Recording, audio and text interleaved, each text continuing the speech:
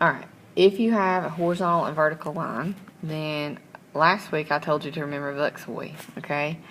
The vertical line has an undefined slope and its x equals a number. A horizontal line has a slope of 0 and its y equals a number.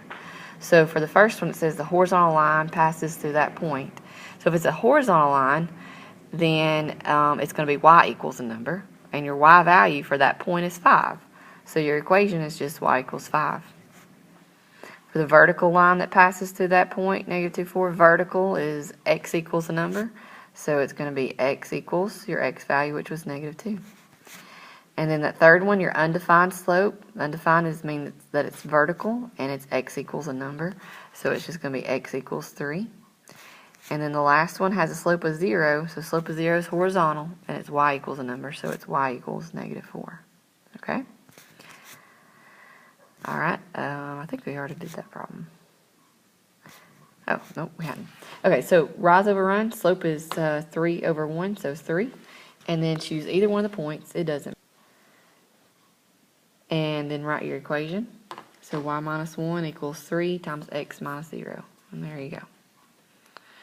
All right, to graph a line, the slope is 1/2, and your y-intercept there is 1. So that means you're going to go to the y-axis at 1. Put a point, and then use your slope, which is 1 over 2. Rise 1, run 2. So rise 1, run 2. Rise 1, run 2. And then connect those, and there's your graph.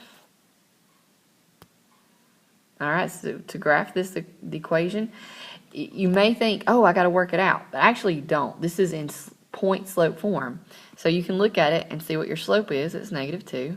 And the point that it goes through is negative 4, 3. You got to change your sign on your point.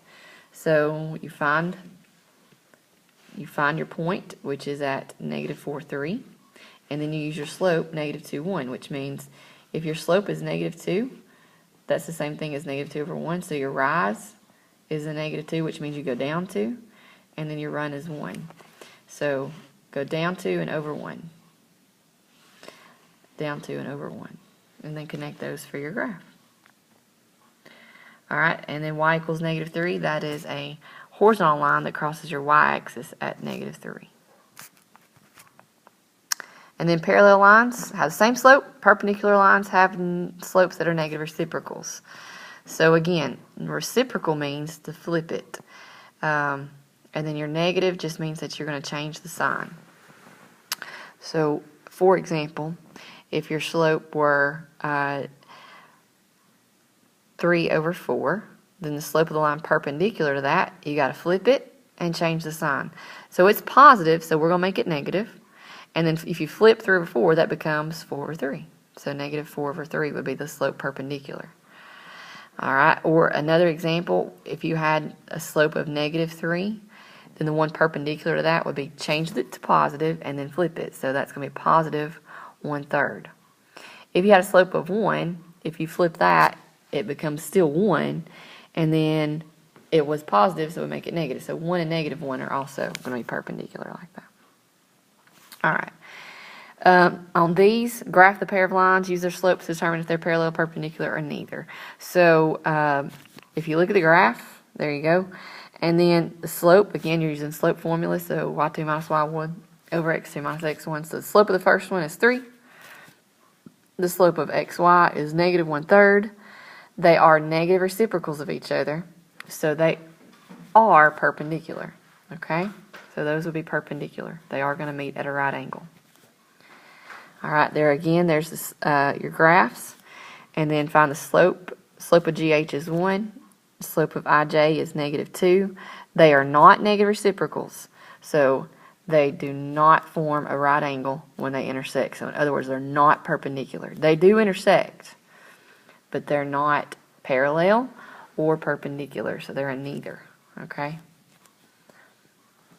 Here, if you're looking at equations of lines, you really need to have it in y-intercept or slope-intercept form, y equals mx plus b. And if everything about them is the same, then they're coinciding, okay? If just the slopes are the same, then they're parallel. And if their slopes are different, then they're intersecting. And intersect just means that they touch. Now remember, perpendicular means that when they touch, they form a right angle. So if we say they're perpendicular, not only are they different, but they're negative reciprocals of each other. So it's kind of like a specific kind of intersecting, okay? All right, so the first set up here, they're already done for you. The slopes are different, so they are intersecting. And then on the second one, you got to you got to divide by 6 first. So you got to finagle it around. Now I have it in the right form, and the slopes are the same, so they're parallel. And then on the bottom ones, you got to work on both of those. So I'm going to add 4x to both sides, and then then divide by 2. And so that gives me y equals 2x plus 8. And on the other one, distribute the 2 first, and then add 10. And so that's going to give me y equals 2x plus 8. Oh, it's the same equation. So those are coinciding. Okay.